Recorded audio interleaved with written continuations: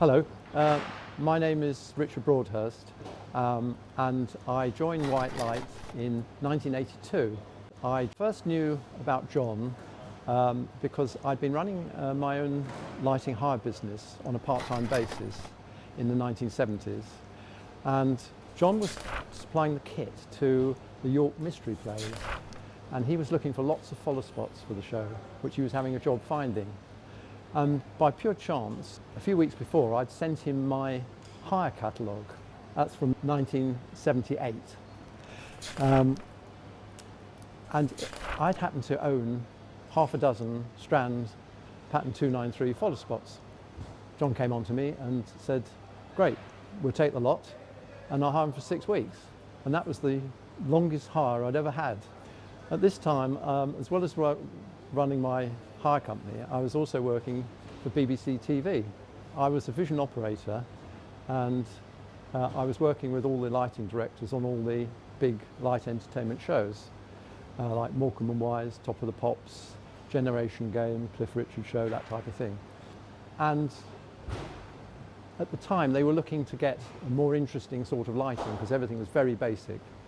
The BBC had virtually no special effects equipment at all at the time. The only sort of things we had, unbelievably, were things like pattern 23s, pattern 252s, and some wooden colour wheels, and that was it.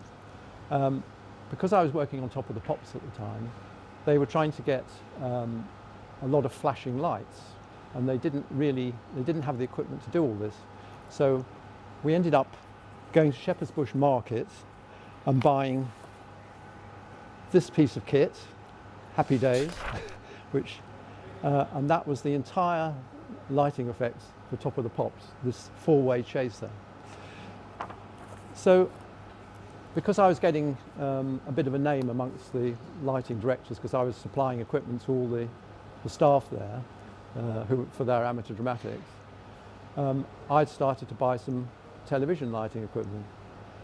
The problem I had was that in those days you weren't allowed to run a company and work for the BBC at the same time. So I started hiring equipment to the BBC through a third party. Well, that was all fine, but it started to get a little bit, I was just getting more and more involved in the sideline rather than the proper job. So I'd realised that there was a niche market there and there was a gap in the market for somebody to supply all this equipment. So because I knew John and had got on well with him, I had a chat with him and I put the suggestion to him that I would, why didn't we join up? So one evening, over a bottle of Bailey's Irish Cream, John and I had a very long chat, and the end result was I persuaded him to take me and my equipment on, and we set up the television lighting department of White Light. That was absolutely fine, and it went from strength to strength, and we bought more and more equipment, and we were working on all the major shows of the time. I worked on everything, I was the hire manager and worked on all the theatre shows as well, and it was a wonderful time we had in those days.